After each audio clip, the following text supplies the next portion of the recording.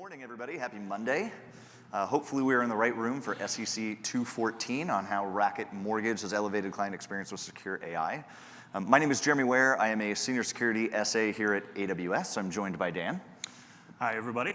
Dan Vasquez. I'm one of the technology leaders driving the AI strategy at Rocket Mortgage.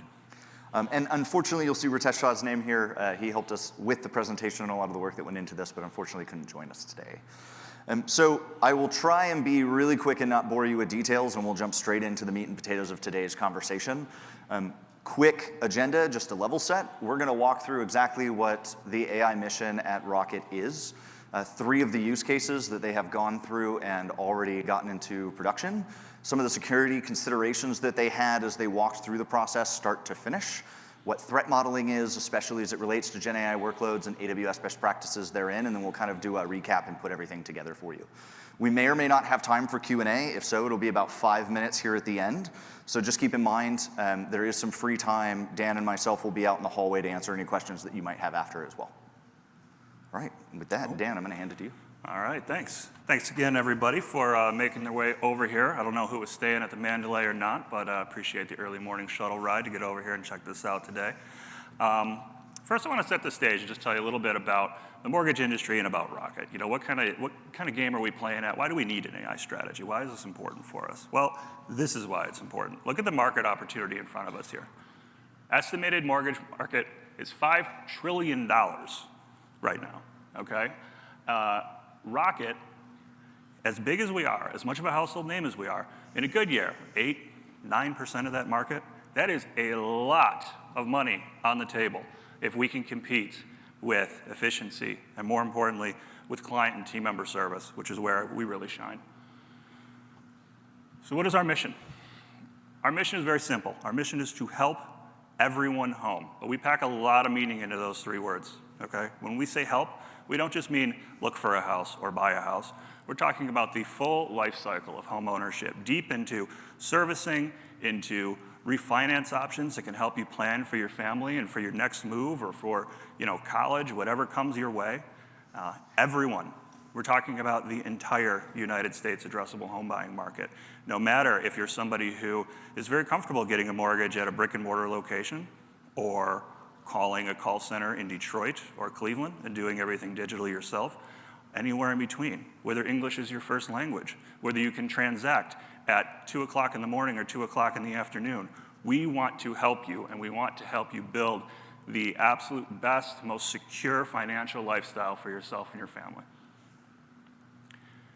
So let's talk about how we're trying to do that with AI right now. Okay? Our first use case that I want to talk about is our client-facing assistant. This is a personalized and 24/7 available AI assistant for millions of clients. Okay? Again, you think about mortgage. A lot of folks think about walking into like a local branch, sitting down, filling out a bunch of paper. All right? That's not Rocket Mortgage. Okay? Rocket Mortgage is thousands of team members on the phone, working chat, working email every single day, helping millions of clients. Okay? With a client-facing assistant that is available 24/7, that can actually take action on behalf of clients, that can provide a personalized experience for them, our expectation is that it's going to increase lead conversion by 33%. Okay, 33%. Remember that number I showed before?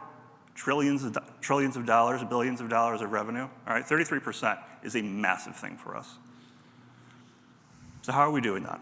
So if you look here, we'll talk a little bit about the architecture of how we're building our client-facing assistant. It's not just one assistant.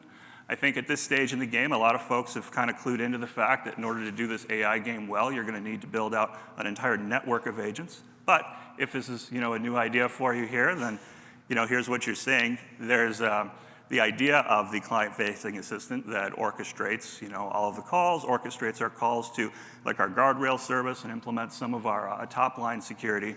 But then beyond that, we're going deeper into very domain-specific agents that allows us to provide really specialized assistance, specialized integrations into different areas of our workflow. And one of the things that's important there from a security standpoint is that then allows us to build in and take advantage of the existing security controls that we already have for those domains, right? When we build our servicing website to make a payment, one of the first things you want to make sure you do is, oh, I don't want this client to ever be able to see any information for another client, right? I mean, that's a no-brainer. This is security 101 at this point right now, right? But for some reason, when folks decide to start building with AI, they start asking these questions all over again, like it's a brand new thing. And it's not. Take the user token from the beginning, from the digital property, pass it through the agent ecosystem, pass it to the API that's pulling your data. It's the exact same control. We did not rebuild this just because it's AI. I don't think you should either. Let's talk about Synopsys. So Synopsys is part of the call center suite that lets our humans do what our humans do best, okay? Again, we have thousands of team members helping millions of clients on the phone every single day. We want those humans to provide the absolute best experience they can for our clients. That means making sure they can focus on the conversation, making sure they can be empathetic to the problem, making sure that they have the right information at their fingertips at all times, and most importantly, making sure that they have that free headspace to really problem solve with that client, figure out how best to help them home. What we don't want them doing is worrying about typing information on 7 different screens, making sure they don't have typos or transposed numbers, writing up call notes for half an hour afterwards instead of getting to the next client. So this is what Rocket Logic Synopsys does for us. So far, these numbers were true as of about probably halfway through the year. We had saved 40,000 team member hours. And again, that was only for the first half of the year. So 70% of our servicing clients, by leveraging this technology, are able to either self-serve without even getting to a human, or our team members are able to help them with first call analysis, or first call resolution, which of course just drives efficiency all the way through the rest of the client interaction. If they're not having to call back or wait for us to call them back, then they can move on to the next thing they need to do to solve their problem faster. So let's talk about the architecture there a little bit. We've got a lot of different Amazon services that we're able to chain together to create this. There really has not been a huge need to build a lot of proprietary stuff here because Amazon has provided the pieces for us, and Jeremy showed us how to glue them together securely. He's going to go into that when we talk about the solution here a little bit. But we are using Amazon Transcribe. We've had great experiences with that, with accuracy and speed. Obviously, Claude Haiku has been fantastic at picking out key pieces of the information, presenting it to the client presenting it to the team member in the middle of the call. And QuickSight and Athena have played together very nicely to provide real quick data insights into the conversation and what else is going on in that transaction. And I think we're actually going to show this a little bit here. So I'm just going to click through this demo here of Rocket Logic Synopsys just so you can see what we're doing here. This is an example of a review happening after the phone call where a leader or maybe the banker themselves wanting to go back and check their work is able to quickly go in and see a very accurate transcription of the conversation they just had, able to see all of the key points of information that we've already picked out of that conversation or of that transaction for them. Most importantly, though, it allows them to, in a natural language interface, chat with that transcript and that entire transaction. So we are also pulling in data, not just beyond this one single transaction, but all of the client's communication, all of the client's interaction with us to get further insights or figure out, hey, what should we do next? How do we solve this problem?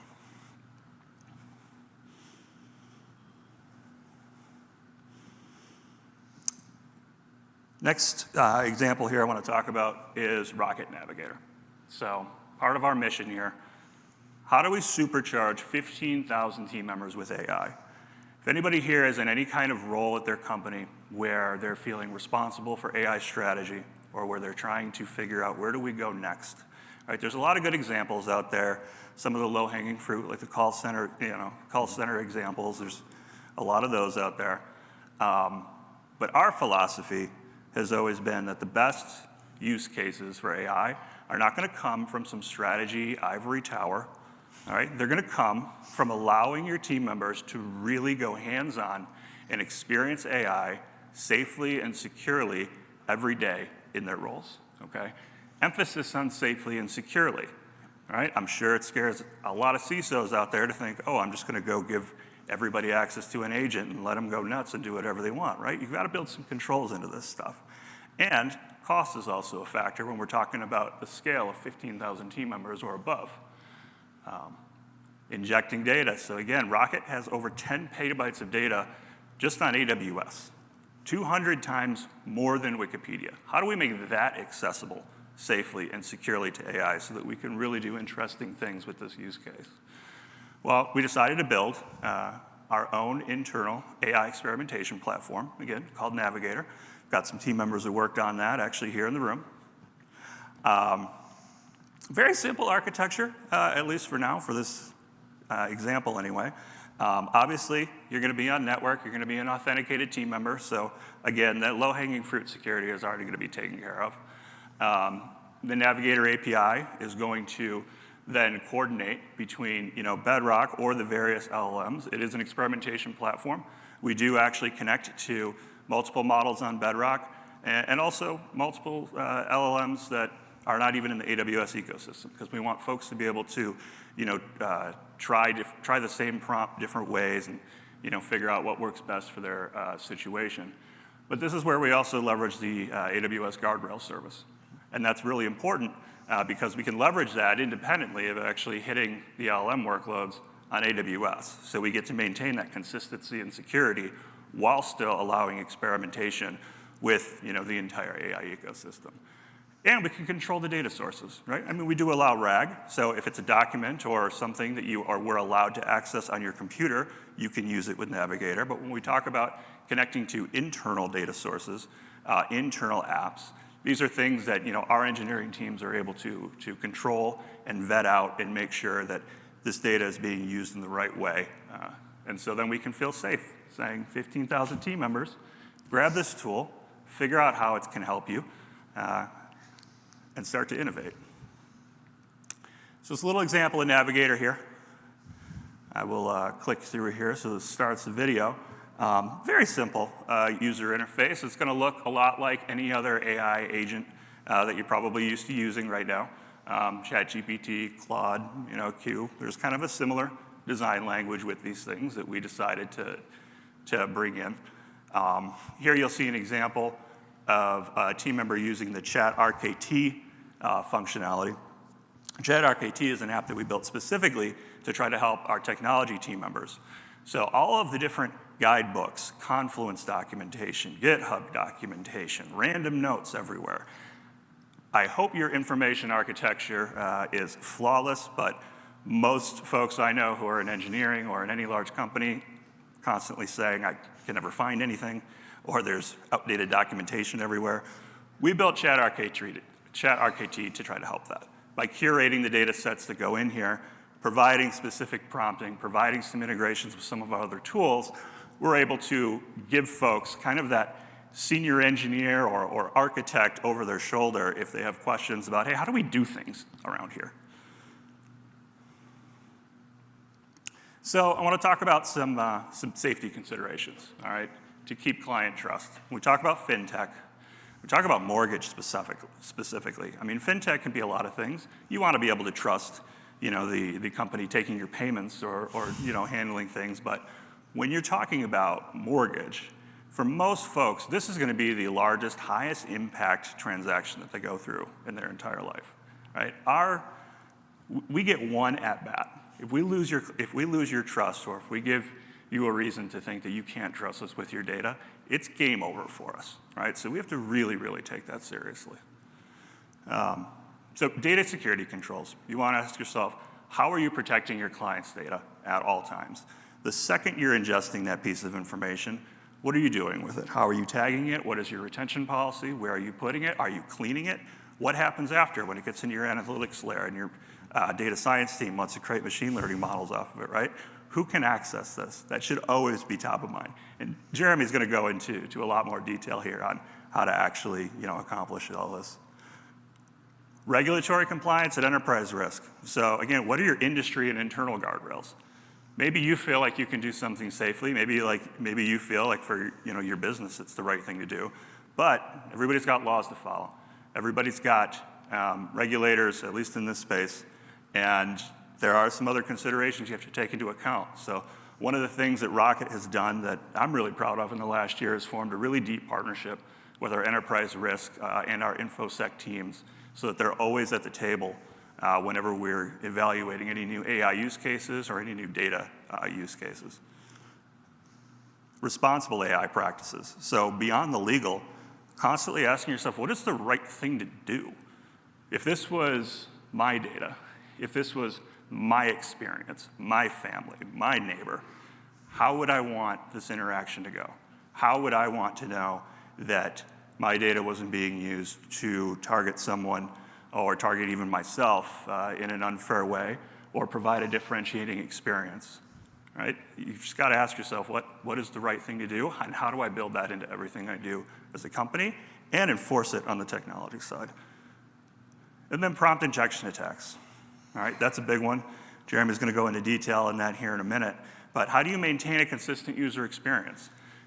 You're in development, you build a new agent, it does all the cool stuff you want it to do, and what's the Mike Tyson quote? Everybody has a plan until they get punched in the mouth, right? Put that thing out in production, and anybody can do anything they want to it, and pretty soon, you've got agents speaking languages you don't want to, and selling people cars for $1, and you've got to protect against that. So with that set up, I'm going to let Jeremy tell you exactly how to protect yourself from that. Thanks, Dan. Yep. All right, so real quick, level set. I'm going to go through a couple of the resources that AWS has available and that we talk about. These are things you might actually see referenced in other presentations this week as well, and in our blog post, workshops, and so on. So this is just to make sure that we all have the same baseline. So for starters, OWASP Top 10. This is a very common open source platform that's been used for a very long time for OWASP Top 10 web application vulnerabilities. They do have a top 10 list now for generative AI or LLM vulnerabilities as well. This is something that AWS brings up quite a lot in conversations with customers. This is obviously not an exhaustive list. This isn't every vulnerability or every threat vector that you have for any workload using generative AI. But this is a really good starting point for you to begin your threat modeling and risk assessment of a workload that you want to architect to make sure that you're not missing any of the vulnerabilities that are most common and most strategically focused for LLM workloads. Okay? Another one you're going to see is the scoping matrix for generative AI at AWS. This is our classification. This is how we define each of the ways that you might actually adopt or leverage the resources and the capabilities available of generative AI. What we've gone ahead and done here is we've overlapped the OWASP top 10 vulnerabilities. The ones highlighted in orangey red are the ones that you would be responsible for depending on how you adopt each of these scopes. So just for clarity, scope 1 is going to be your consumer apps. These are things that are public on the open internet, things like PartyRock by Bedrock or ChatGPT, right? Scope 2, these are going to be your enterprise apps.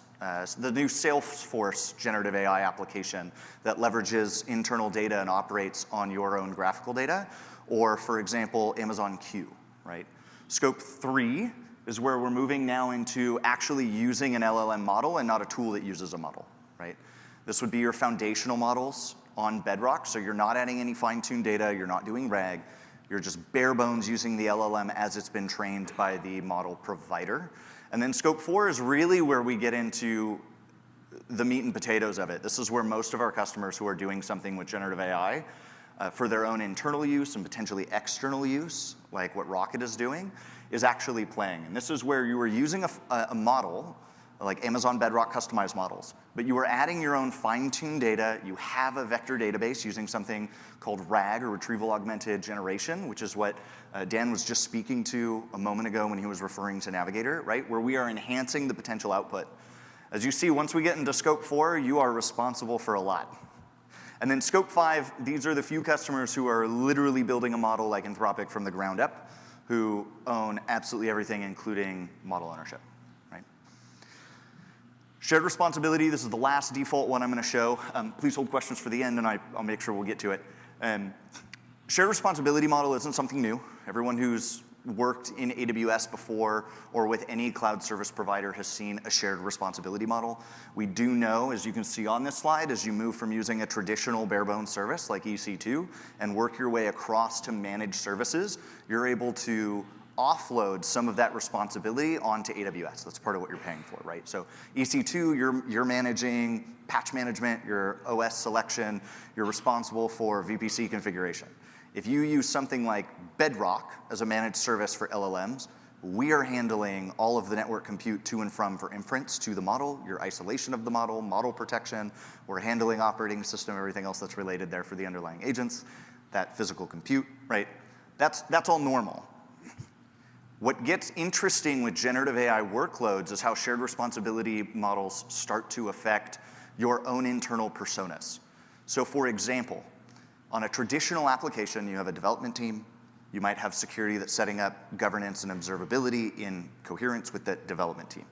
When we move into an LLM workload, we have our developers. We now have a whole nother persona, our data scientists who are probably getting involved. We have security personas. All of them have their own specialty. All of them are aware of what they need to do. The problem is they all have to work together. So for starters, if we just take the bare bone model, if we look at a developer persona, you might be responsible for identity and access management of your workload. So your service roles, for example, and making sure those are least privilege. I need to be responsible for OS selection if I'm building something on EC2 or my own compute. If I'm using Bedrock and I'm using agents, I have to define the type of language I'm going to use in those compute agents, the agent lambda that's run under the hood. I have to have access to data stores where I'm using things like downstream data for escrow, right, remaining balance, in order to augment my actual workload. When I jump into a data scientist, they have a totally different purview, right? They're worried about how do I do fine-tuning of data sets? Where am I storing that fine-tuned data, and how am I processing these iterations when I'm retraining the model? How am I storing and responsible for RAG data that's housed in a vector database somewhere, right? How am I doing evaluations of my model to make sure that I have consistent outcomes after each training session, right? And that becomes their responsibility. And then how all of that is encrypted. And then you go to security, and this is where we get into governance and observability, and your security persona is managing who has access to what on the platform of AWS. What type of guardrails do I have in place to make sure that erroneous behavior can't happen or can't go beyond the scope of a very limited window if something bad happens downstream in my application? We also have security managing encryption of all traffic to and from workloads, components of workloads, and making sure that everything works. Now, as I walked through each of those three, encryption was brought up a couple of times, identity and access management was brought up a couple of times, compute and storage data was brought up a couple of times, and that is on purpose. One of the things that's most important, especially for an LLM-enhanced application, is to start your threat model journey very early and to make sure all the appropriate stakeholders are in the room from the get-go. And that's actually what we're going to jump into. So one of the things that AWS really likes is frameworks. You'll see a ton of slides and conversations and EVCs and presentations on frameworks. It really just helps us make sure that we don't go down rabbit holes and forget things, and it makes sure that we have a reasonable path to walk through each step, right? So I like ShowStack's 4-question framework as it relates for teeing up to threat modeling. If you are unfamiliar, we're going to go through all 4 questions now. But essentially, we start with, what the heck do we have, right? What are we working on? That starts with a use case, and you have a bunch of stakeholders, potentially developers and data scientists, who go, well, maybe this is one way we could architect it, right? But the very next question you have to ask yourself is, what can go wrong? And as soon as you're saying what can go wrong, in your head, you should hear security. It's not just where can failures in my application occur, where could I have bad data, where could I have latency. It's where could I have an insecure plugin attack, where could I have a prompt injection, where could I lose data access, right? And so following that question pattern, that should tell you that security really needs to start very early on into these discussions. Third question is great. Now we know what we're doing. We know what we've done wrong. What are we going to do about it? How do we address these concerns and these vulnerabilities that we've identified within our application architecture? And lastly, and most importantly, because the job is never done, this is very much like moving towards the principle of least privilege. It is not a destination. It is an art or a journey. It's something that we do cyclically. And so did we do a good enough job? And this means constant reiteration and reevaluation, even if you're not making a lot of changes to your application, right? So again, frameworks. If you want to do threat modeling, one that AWS and myself are very privy to is Stride. If you're not familiar with Stride, essentially it's just a series of acronyms, right? Each letter corresponds to a specific category of vulnerability. So for example, if we started out with the S in Stride, that stands for spoofing. Spoofing is most commonly going to be some type of an attack to reduce the effectiveness of authentication or authorization throughout your application. You could look further down and look at something like information disclosure, right, which is going to be a lot more about reducing the efficacy of confidentiality of the data that you have or that's accessible by your application, right? There's a lot of threat models out there. I'm not going to say that Stride is the absolute best, just one that I grew up with and I'm familiar with. There's Octave, there's MITRE ATT&CK, there is Dread, there's several others. You might have your own way of actually doing vulnerability classification in your own route. I just want to make sure that we call out that following a framework, especially for threat modeling, is really important. I mentioned rabbit holes. It is very easy for someone to say, I'm an authentication and authorization expert, and so I see all of the vulnerabilities around authentication and authorization. But I completely forgot about elevation of privileges, or I completely forgot about denial of service, because that's a different part of my brain, and I've put that somewhere else, and now I've lost it. Right? So frameworks are just a really useful structure to help keep you on target and on goal. All right. So I'm going to start with 3 slides. This is the first one where we talk about foundations. These are AWS best practices as they relate to LLM workloads. This is not a fully exhaustive list, but it is more exhaustive than something that might be applicable to your specific use case. For example, these are all things that we considered when evaluating Rocket workloads. Excuse me. But it doesn't mean they pertain to every Rocket workload, right? So make sure you're going through and doing your due diligence. For starters, 2 types of security issues when we talk about LLM applications. We have your tried and true traditional AppSec that you need to do, traditional vulnerabilities. And then we have a whole new set of mitigation strategies that are going to be more non-deterministic. They are non-deterministic because LLMs are non-deterministic. It's really hard to have deterministic security when you are interacting with an untrusted entity, like an LLM in the middle of your application, okay? So going from there, what do we do? Architect for specific tasks. One thing that Dan mentioned earlier is, we have not a multi-model, but a multi-agent architecture, because each agent has a scoped down purview of actions, plugins, and data sources that it is able to reference for a very specific task, right? Make sure you have a human in the loop for any privileged actions, right? LLMs are fantastic. We are pretty aware now at this point, given the last couple of years, where LLMs are fantastic and where maybe they have gaps. They are not a replacement to technical experts. They're meant to up-level and accelerate your technical experts, right? So make sure you still have humans in the loop for privileged actions. When you're going through and scoping down your permissions, make sure that you're not allowing agents to chain together. Defeats the purpose. It's kind of like role chaining in AWS, if you're familiar with the term, where I have access to one role that has access to another role that has access to another role. The same thing can happen with agents if you aren't architecting carefully. So what you thought was scoped down because each agent has a specific architectural capability, find out that one agent actually has access to 7 others and now has access to data that it doesn't need for its purview. Another one would be to build your LLMs using cloud services, managed services, like Bedrock, for example, where you kind of get built-in security considerations. There's a couple of things that you get naturally with Bedrock. So for example, Bedrock agents have, to a degree, a level of prompt injection protection built into the service. You could also use Bedrock's model evaluation, for example, to evaluate the actual success of your iterations as you're retraining your model over and over based on predefined input and output expectations. This could also be automated and should be automated. To prevent well-known denial of service and overflow attacks, you can look at something like using delimiters and limiting your context windows.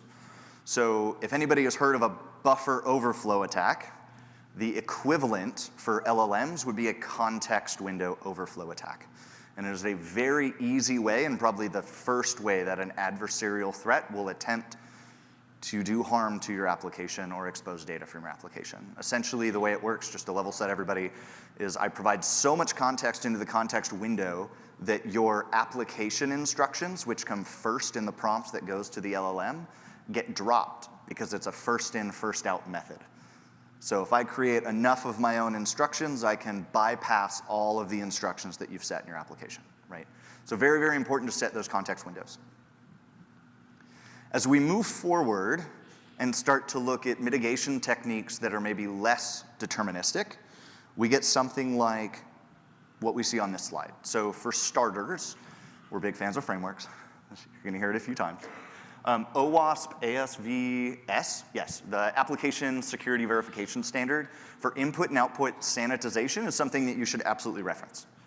It is a really good guide that's been extremely criticalized by the media, by external parties. This is the great thing about open source, to make sure that things aren't missed in the steps that can be done to help you sanitize input and output. Okay? Another one is if prompts are going to be handled by your end user. For example, they're not selecting keywords or triggering things that execute predefined prompts, but more like Navigator, for example, where they're acting directly to the model, so to speak, their natural language input. And you have to make sure that you're sanitizing the input. You also have to make sure that you're sanitizing output. Right? User input for prompt injection should be evaluated well before it makes it to the LLM. And that means evaluating that the context window has been shut down, that you're not tokenizing keywords or other mechanisms that you're using for delimiters, which I'll explain here in a minute. It means making sure that the output is not by default trusted. We talk about excessive agency on the OWASP top 10, right? Or over-reliance. Believing that the LLM is always going to generate active or accurate output is just not correct, right? So keep in mind, I've mentioned it a couple of times, LLM output should not be trusted. That's because an LLM is non-deterministic. It does not come up with the same answer every time and again.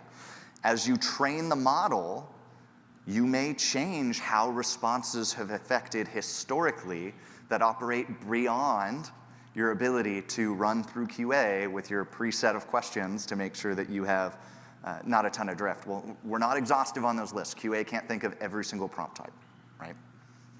And the other one that's really important to note and maybe helps it lend to a mental model a little easier is that you should treat LLMs as an untrusted entity within your workload. That means I can't necessarily trust what I hand an LLM, and I can't trust what comes back. Okay. We mentioned limiting context windows already. Applying data sanitization to remove PII, intellectual property, bias is something that should be done during your training process or fine-tuning process. It's also something that needs to be done to evaluate, or should be used to evaluate input that's coming to the LLM. Another big one, and this is probably my favorite up-and-coming mitigation technique, is the use of delimiters. I've kind of mentioned the word a couple of times. Let me explain what that is. So when you pass input to an LLM, depending on the LLM that you're using and depending on your mechanism to get there, essentially you pass a JSON document, right? This JSON document takes all of the input as a giant document blob and hands it to the LLM. Your LLM then acts on that input as if it is all the same category of input.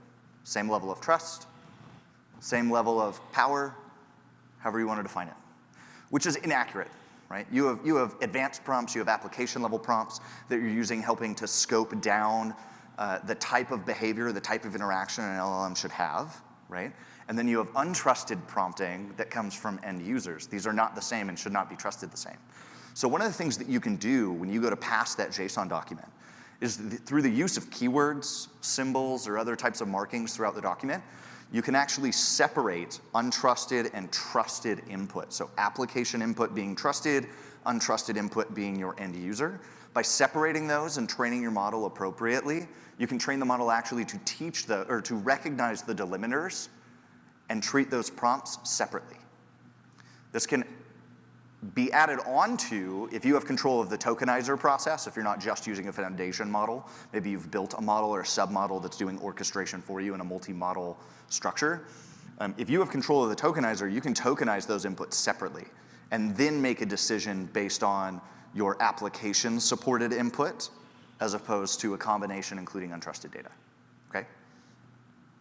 So obviously this isn't an end all be all. We're now training a model to recognize adversarial prompts and to separate and decide what is untrusted and trusted data. These are things that you're going to have to iterate on quite a lot, but we have seen a lot of good science behind this recently, and so it's something I would encourage you to do if you're doing a model or leveraging an application with a model at that level. And then lastly, this gets more into the architecture of it, but set up safeguards, right? Clean and sanitized data that goes into training data and goes into your vector database used for RAG, right? Make sure that you're limiting who has access to make changes or add to or remove data that goes into your fine-tuning data or into your vector database for RAG. I can't stress that enough. We talk about model poisoning, and a lot of people believe that if I'm using a foundation model, it doesn't apply to me. Well, as we saw in the scoping matrix earlier, that is not the truth, right? I'm using RAG, my data is in there. Anybody who has access to my vector database can now manipulate the output that the model is generating, which would be terrible in the case if we're talking about mortgages and escrow balances, right? So very, very important. You should set up some type of ML bomb for attestation of where your external data is coming from. It's very, very important. We want to make sure that if we have some type of poisoning, one of the big threats to date that people are concerned about, we haven't gotten to the point of advancement where it's done at scale yet, but what if I poison a website that houses data that I have an agent scraping to embed into my fine-tuned data or my training data, right? That becomes a problem. Having an ML bomb and understanding where attestation is or a supply chain of all the data that goes into my model, which models I'm using, just like you would for any other code repository, if you were using external code or open source code, is very, very important to make sure that if something does go wrong, you at least have a way to track back and remediate, hopefully quickly. All right.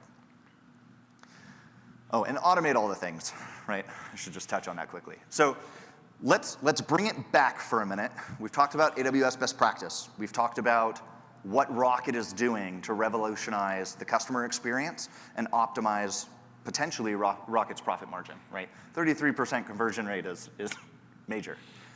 So how did we put these things together?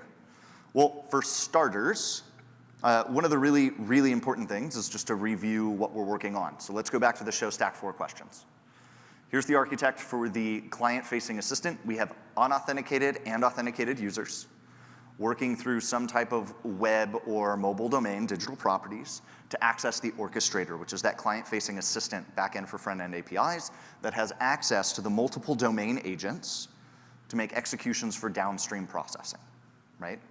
Downstream processing could be triggering action groups or gathering data from data tables in order to bring back to the end user, depending on the type of action that they want to do, right? Great, we have an architecture. What could go wrong? Well, for starters, anybody gets to input anything into the input field. So what if they try a context overflow attack? Have we limited our context window appropriately? Have we encoded data that comes to the LLM or back out from the LLM to make sure that we're avoiding some of those prompt injection attacks?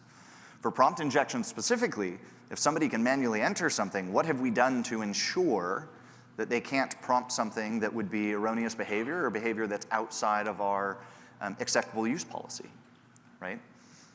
Another one that we're going to look at is model denial of service. So what if we have somebody who's just automated requests that go on and on and on, and we don't have any type of rate limiting in place, and all of a sudden, good traffic can't get through, right?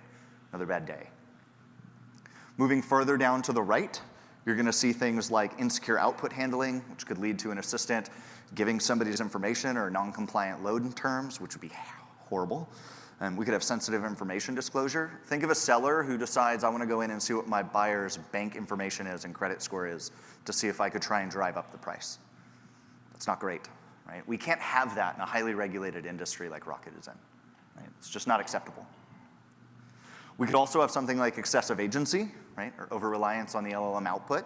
So how have we evaluated that we're making sure we are taking an appropriate and a responsible output that matches data that we have and is accurate before we hand it to an end user for that 70% self-service interactions? And then lastly, one really is for the back end that I just want to call out. How have I made sure that I have authenticated and authorized all API calls? How do I have attestation back to the LLM and the components of the workload, as well as on behalf of whom it is acting? So if client 1 is calling for data in the data store, and I put in a prompt to get client 2's data, how do I verify downstream from the LLM, not at the ingress point of the application, that I'm getting the data that I'm supposed to get and not someone else's data, right? Great, so we know it could go wrong. How do we fix it? How do we address it? Okay, so there were a couple of things. There's system-level prompts and delimited controls to define acceptable use. Right? It was a very quick one for the use of the LLM when triggering agents that get referenced, things like guardrails, for example, that play in a role here as far as advanced prompting, to ensure that we're scoping actions or requests from an end user to what we should be talking about. Things like mortgage origination, refinancing, servicing. Not what movies is Chris Evans in, for example, right? Or what were the stats on the new Deadpool and Wolverine movie? Not acceptable use. Next, we're collecting and sanitizing mandatory parameters. So for example, in a highly regulated industry like banking and mortgages, if I have a client who wants to ask or originate some type of loan offering, I need to know what state they operate in because bankers are not licensed in every state of the US, right? They are licensed in specific states. So this is a type of parameter that I need to gather for my application to use downstream. But I also need to ensure that it's parameterized in a way that it's not exposing PII of the end client just to everyone, and that I'm only exposing it to a banker who's actually authorized to work with this client, right? When users ask about an escrow balance, I need to make sure that they only get to their escrow balance. So I'm not allowing an LLM through excessive agency to go in and hallucinate and create an escrow balance. I am having it trigger an agent that is scoped down to do a very specific API call to an escrow table that is tying to a client ID and a loan ID. We're validating the escrow balance as it comes back to the output of the LLM to the end user to make sure that A matches B and that B was authorized all the way through the layers, or what we call the application stack, right? And then lastly, we never want AI to make end-to-end mortgage decisions for someone. At least I don't, unless it's going to give me the mortgage for $1. So you need to have humans in the loop, right? So all of this data that gets packaged together by the Rocket solution is still picking it off and sending it off to a banker or an authorized mortgage broker or someone with the authority to make the final decision and ensure that we have that human touch or human in the loop review. All right.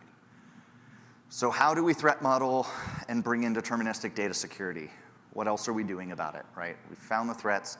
We have some of our solutions. Here's an example of how we implemented this with authorization and authentication throughout the stack. So for example, again, we still have our now authenticated user.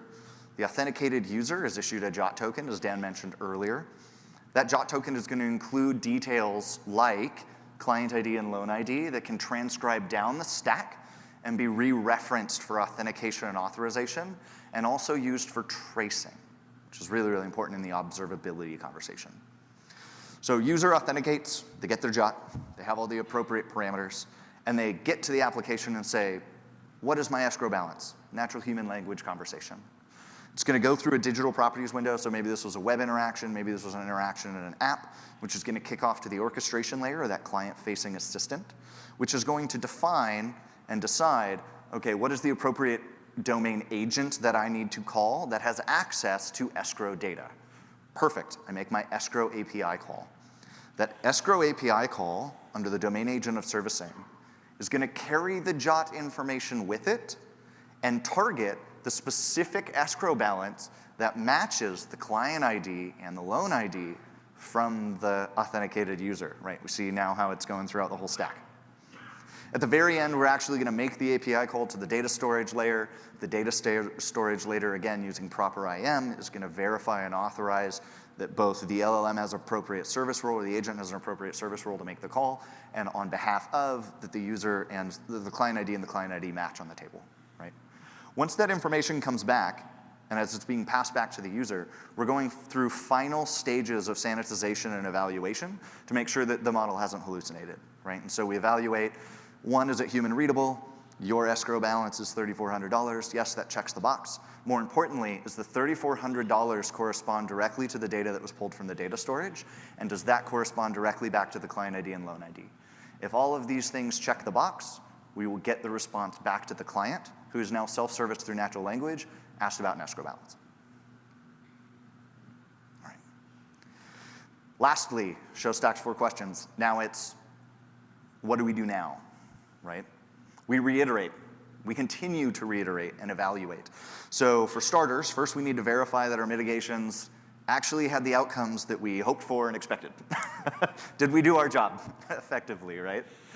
We do that through rigorous pen testing. This can be internal and external pen testing. This is both recurring, and this is something that you should do per release. If you're retraining a model, for example, I'm not just checking that the model accuracy has continued and I don't have a lot of drift based on my new fine-tuned data, but I also need to make sure that I haven't implemented a change, added a new agent, or changed a context requirement that has now made my mitigation either ineffective or gotten in the way of the new way that the model is evolving, or the application is evolving, right? And then lastly, what do we do? Well, we need human review, right? Accuracy, completeness, clarity. We need to make sure that through human review, we are re-evaluating the outputs from our model evaluation that could be done through Bedrock or through SageMaker. We need to make sure that the training data and the RAG that we're using is up to date, that we don't have 1,000 lost documents that have all been replaced in our repository, and that we only have updated information that's being referenced. We need to make sure that the mitigations that we've done are exhaustive, and we need to go back to the threat model every time we want to make a change and say, okay, as we change the architecture, what new threats have now become potential problems that we need to come up with new mitigations for? And what's acceptable risk? At the end of the day, I'm biased because I'm a security persona, but at the end of the day, there are risks that come up that may fall under acceptable risk. Right? If you have a incorrect hallucination for something that is a trivial Google request in ChatGPT, it's probably totally fine. Right? Acceptable use, buyer beware or user beware. If it's for your mortgage or your loan information, it is probably highly unlikely that you're going to be okay getting bad information back. Right? Perfect. So let's do a recap real quick. There are 4 main takeaways that Dan, myself, and Ritesh, who again unfortunately couldn't be here, really want you to have. For starters, security needs to be done throughout the AI lifecycle, right? Throughout the whole stack. It's not just at point of ingress. It's not just when data is handed back to the end user. It's a layered approach, right? Which, if you're a security persona, is probably speaking to the choir. But for anybody else, that's not always the consideration that we take as we walk through an application. In this case, we have an untrusted entity external to the application, and I have an untrusted internal. And so it's really, really important that we have security at every layer. Next, security is everyone's responsibility. If you are a developer, if you are a data scientist, if you are a security persona, if you are anyone who has any connection to the application in any way or the data the application uses, you are responsible to security of what you have access to. And if you have star permissions, I'm sorry, because that means you're responsible for everything. Right? Don't do that. One of the ways that Rocket was so successful and able to repeat this process so consistently across all their applications, and so quickly, honestly, is the fact that they recognized this very early. They got multiple teams together. They had their developers together. They had their data scientists together. They had their security personas all in a room handling the architecture to meet a use case well before we had a POC or anything in production. That accelerated the AppSec review. That accelerated our mitigation strategies and implementation. And that definitely accelerated by creating a repeatable process to move on into other applications that could attack other use cases, right? Third, LLMs can fail you. They're non-deterministic. Eventually, 2 + 2 will be fish, depending on the model that you use, right? So you need to have appropriate output sanitization, and you need to safeguard with deterministic security controls customer and client data. And then lastly, enterprise-wide governance and threat modeling for every use case is a requirement. It's not a suggestion. If you are not doing those 2 things together, you will not have consistent outcomes and you will eventually have a bad day. The fact that Rocket does this so well is why Dan and his team can sleep at night. Right? So very, very important. There's a key takeaway on the AWS side as well. I just want to throw out that responsible AI is ever changing, right? We see a new regulation and a new conference or summit probably every week at this point. New regulations are coming out almost every week. So this is an evolving space. For AWS, we define responsible AI in under 6 pillars, right? And so we have bias and fairness, we have explainability, we have robustness, we have security and governance, transparency, and then privacy.